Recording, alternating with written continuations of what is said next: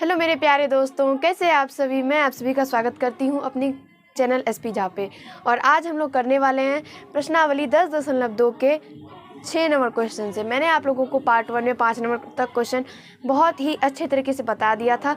अब हम लोग आज इस पार्ट में हम लोग पार्ट 2 है, जिसमें कि हम लोग 6 नंबर से क्वेश्चन को समझेंगे। आप लोग बोर्ड पे क्वेश्चन देख रहे होंगे।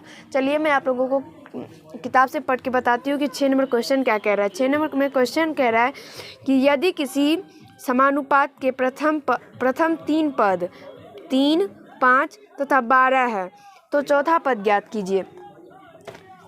3 पद दिया हुआ है, समानुपात के 3 पद दिया हुआ है और चौथा पद ज्ञात करना है। तो हम सबसे पहले क्या करेंगे, तो मान लेंगे। क्या मानेंगे, तो चौथा पद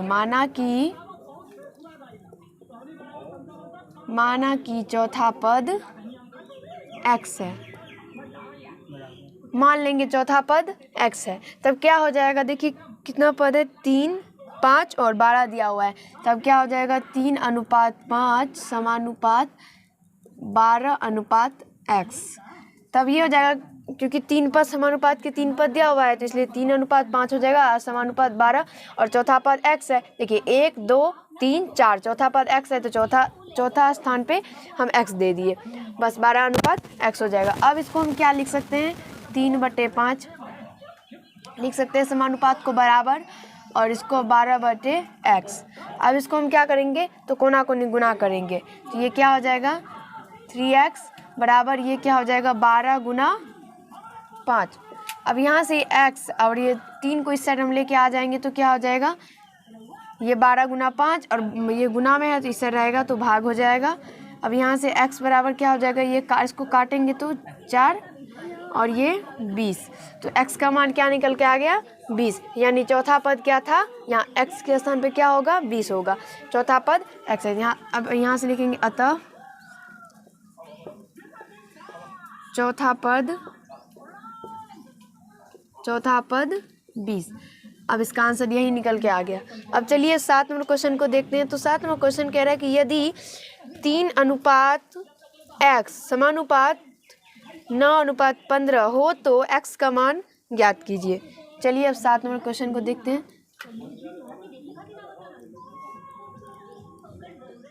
कह रहा है क्या, 3:x समानुपात 9:15 ये समानुपात में दिया हुआ है और कह रहा है कि x का मान निकालने के लिए, यानी 3 के साथ क्या अनुपात में आएगा। चलिए इसका मान निकालते हैं। तो सबसे पहले इसको हम क्या लिख सकते हैं, 3/x, 3:x को 3/x और 9:15 को 9/15। अब यहाँ से जब गुना होगा तो क्या हो जाएगा, ये 3 गुना 15 बराबर 9 गुना x। अब यहाँ से ये क्या हो जाएगा, 3 गुना 15 और ये गुना में है 9 तो इस साइड लेके आ जाएंगे, भाग हो जाएगा और इधर x बच जाएगा। अब यहाँ से 3 से इसको काटते हैं तो 3 और इसको जब काटेंगे तो क्या हो जाएगा, 3 × 5 = 15, 5। अब यहाँ से 5 बराबर x, तो इसीलिए x बराबर 5। अब यही इसका आंसर हो जाएगा। अब चलिए 8 नंबर क्वेश्चन को देखते हैं। तो 8 नंबर कह रहा है कि बाजार में केले 18 रुपये प्रति दर्जन बिक रहे हैं तो 10 केले का मूल्य क्या होगा। 18 रुपये प्रति दर्जन बाजार में केले बिक रहे हैं तो 10 केले का मूल्य क्या होगा। 8 नंबर।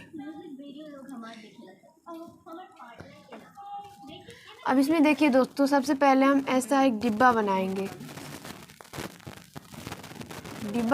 और इसको 2 बराबर भाग में बांटेंगे और यहाँ से ये 3 डिब्बा और बनाएंगे इसके अंदर। यहाँ पे लिखेंगे हम लोग केले और यहाँ पे लिखेंगे हम लोग मूल्य रुपयों में। अब यहाँ से देखिए दोस्तों, तो कितना केला है, बाजार में 18 रुपये प्रति दर्जन केले बिक रहे हैं। एक दर्जन में 12 केले होते हैं और 12 केले का मूल्य कितना दिया हुआ है, 18 रुपया। 12 केले का मूल्य 18 रुपया दिया हुआ है। तो पूछ रहा है कि 10 केले का मूल्य क्या होगा।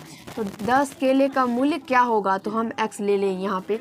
10 केले का मूल्य क्या होगा, देखिए दोस्तों, अब यहाँ से ये समझ सकते हैं कि देखिए 12 केले है ऊपर, यानी ऊपर वाला जो है वो केले का होगा और नीचे वाला मूल्य का है। देखिए 12 केले का दाम कितना है, 18 रुपया है, और 10 केले का मूल्य क्या होगा वो पूछ रहा है। चलिए अब यहाँ से हम x दे दिए, मान लिए, तो चलिए इसको यहाँ पे अब लिखेंगे, माना कि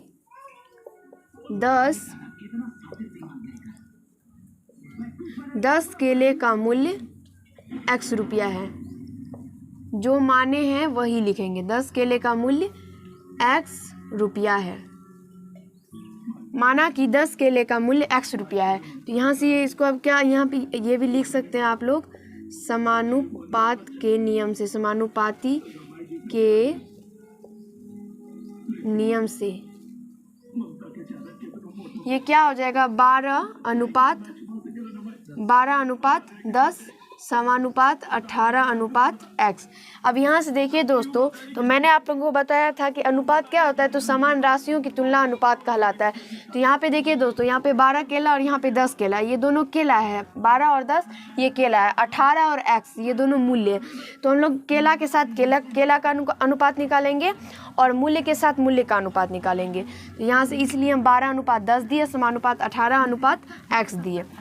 अब यहाँ से देखिए 12/10 बराबर 18/x, गुना कर देंगे तो 12 गुना x बराबर 18 गुना 10। अब यहाँ से x का जब मान निकालेंगे तो 18 गुना 10/12, x बराबर, यहाँ से ये कट के क्या आ जाएगा, इसको 2 से सबसे पहले काटते हैं, उसके बाद 6 3 18 यानी 5 3 15, x का मान क्या निकल के आया, 15, यानी 10 केले का मूल्य क्या है, 15 रुपया है। अब यहाँ से लिखेंगे, अतः 10 केले का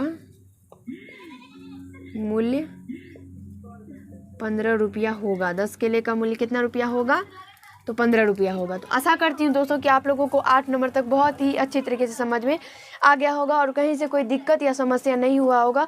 तो आप लोग जल्दी से इसे नोट कर लीजिए। अब बाकी का क्वेश्चन 3 बच गया है, उसे भी हम लोग इसी पार्ट में सॉल्व करेंगे।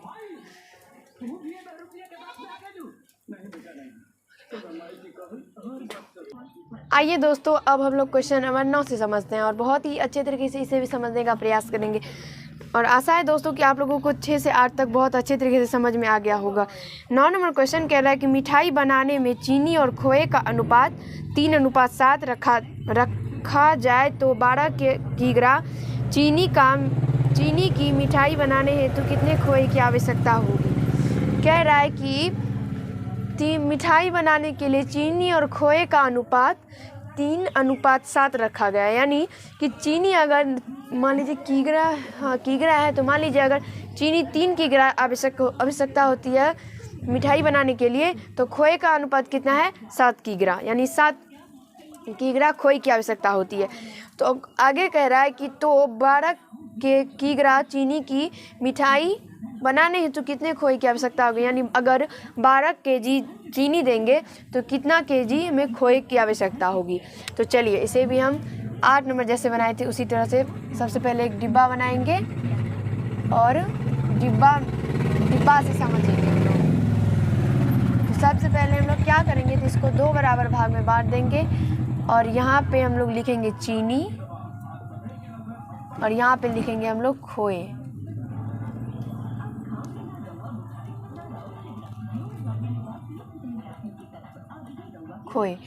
और यहाँ से ये कितना चीनी कितना आवश्यक हो रहा है, 3, और अनुपात में कितना है, यहाँ पे खोए कितना आवश्यक हो रहा है, 7। तो पूछ रहे हैं कि 12 केजी चीनी दिया हुआ है 12 केजी और खोए पूछ रहा है, तो इसको x मान लेते हैं। अब चलिए अब यहाँ से मान लेते हैं जो हमने x माना है यहाँ पे, उसे यहाँ पे शब्दों में लिख लेते हैं। तो माना कि 12 केजी चीनी के लिए x केजी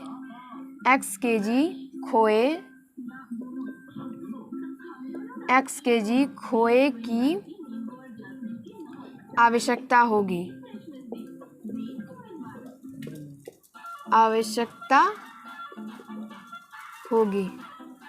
अब चलिए माना कि 12 केजी चीनी के लिए x kg खोए की आवश्यकता होगी। यानी अगर 12 kg चीनी देंगे मिठाई बनाने के लिए तो x kg खोए की आवश्यकता होगी। अब चलिए समानुपात के नियम से, समानुपाती के नियम से क्या हो जाएगा, 3:7 समानुपात 12:x। अब यहाँ से ये क्या हो जाएगा, ये नहीं होगा दोस्तों, ये गलत हो गया। इसलिए क्योंकि चीनी के साथ चीनी का अनुपात करेंगे और खोए के साथ खोए का अनुपात करेंगे, क्योंकि समान राशियों की तुलना अनुपात कहलाता है।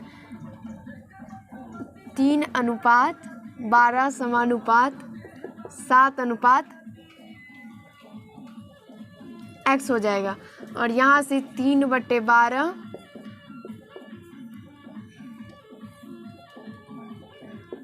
बराबर 7/x। और यहाँ जब गुणा करेंगे तो 3 गुना x बराबर 12 गुना 7। अब x का मान निकालेंगे तो क्या हो जाएगा, 12 गुना 7/3। 3 से कट जाएगा 4 हो जाएगा और x का मान क्या निकल के आ जाएगा, 28। यानी 12 kg अगर चीनी देंगे मिठाई बनाने के लिए तो कितना kg खोए की आवश्यकता होगी, 28। यहाँ से लिखेंगे अतः 12 kg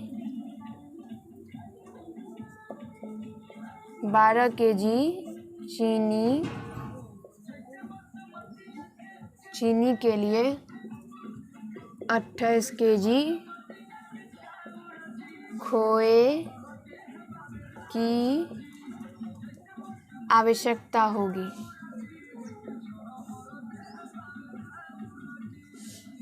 आशा है दोस्तों कि आप लोगों को 9 नंबर बहुत अच्छे तरीके से समझ में आ गया होगा।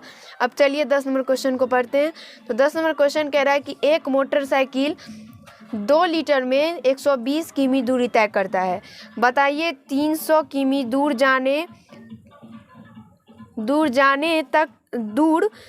तक जाने में कितने लीटर पेट्रोल की आवश्यकता होगी। इसे भी उसी प्रकार से हम लोग सॉल्व करेंगे। सबसे पहले एक डिब्बा बनाएंगे,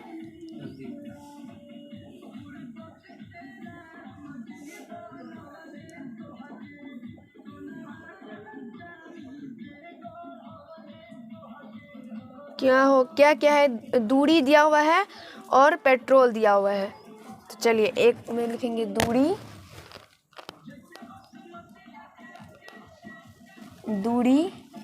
क्या है, ये किलोमीटर में, और एक क्या है, पेट्रोल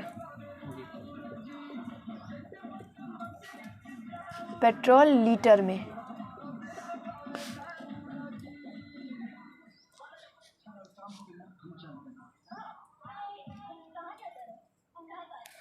दो लीटर में 120 किलोमीटर की दूरी तय करता है। तो देखिए यहाँ पे 2 लीटर और कितना दूरी तय कर रहा है, 120 किलोमीटर। अब कह रहा है कि बताइए 300 किमी दूरी तय करने में, तो 300 किमी दूरी का तय करने में x मान लिए। चलिए अब नीचे में मान लेते हैं, शब्दों में से लिख लेते हैं। माना कि 300 किलोमीटर की दूरी तय करने में x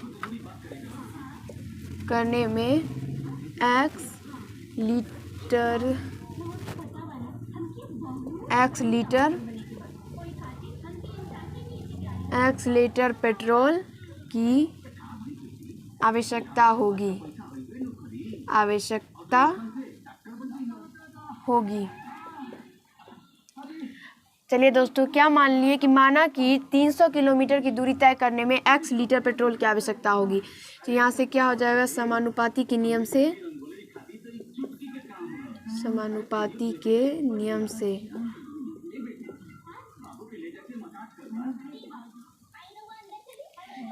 दूरी के साथ दूरी का करेंगे और पेट्रोल के साथ पेट्रोल का अनुपात निकालेंगे।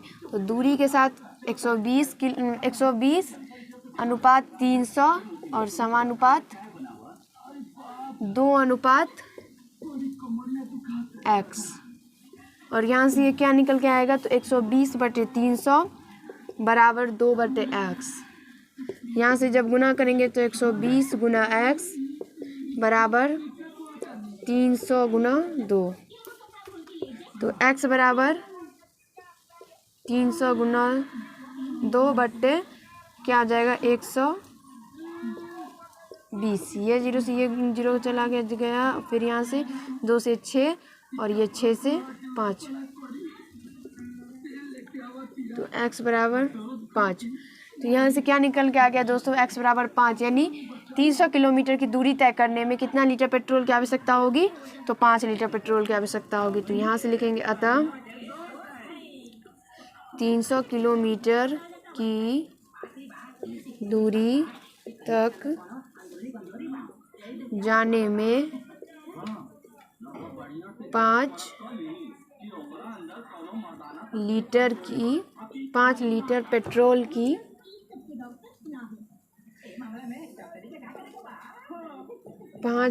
पेट्रोल की आवश्यकता होगी।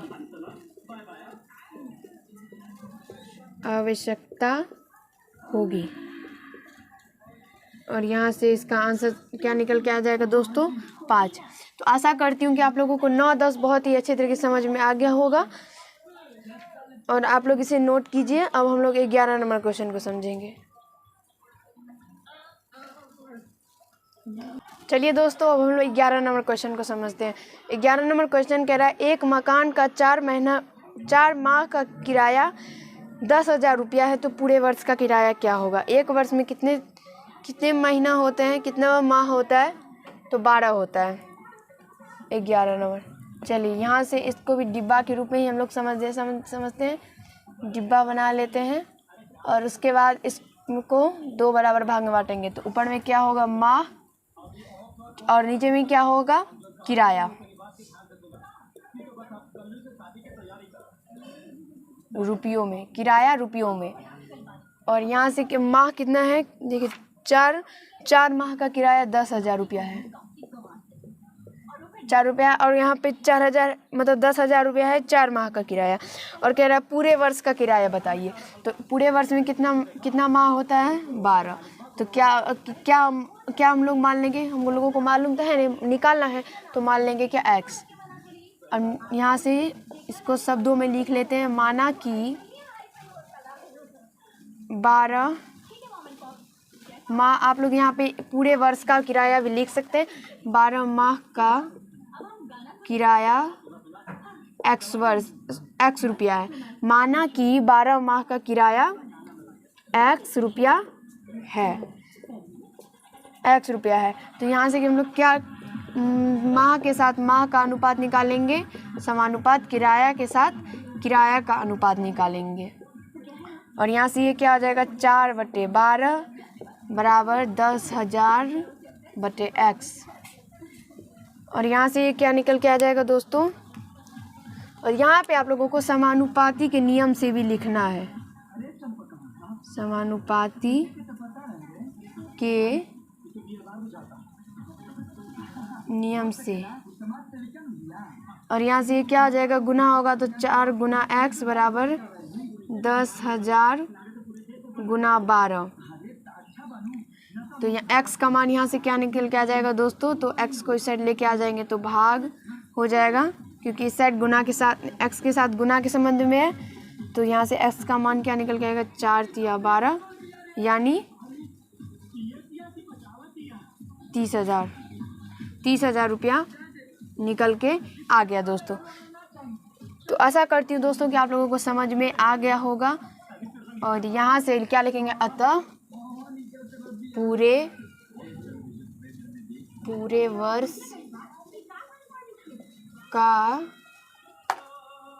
वर्ष का किराया कितना रुपया हो गया दोस्तों, 30,000। और यही इसका आंसर निकल के आ गया, 30,000 रुपया है। आशा करती हूँ दोस्तों कि आप लोगों को पार्ट 2 में 10.1 के साथ 11 नंबर तक पूरा क्वेश्चन समझ में आ गया होगा। और मैंने आप लोगों को जो पार्ट 1 में बताया था वो भी बहुत अच्छे तरीके से समझ में आ गया होगा। अगर आप लोगों को ये वीडियो अच्छा लगा हो तो ज़रूर वीडियो को लाइक कर दीजिएगा, कैसा लगा ये कमेंट कीजिएगा, और अगर चैनल पे नए होंगे तो चैनल को सब्सक्राइब कर लीजिएगा। धन्यवाद दोस्त। आज के पार्ट में हम लोग इतना ही करेंगे। अगले पार्ट 1 में यानी अगले दिन हम लोग क्या करेंगे, 10.2 को समझेंगे। धन्यवाद।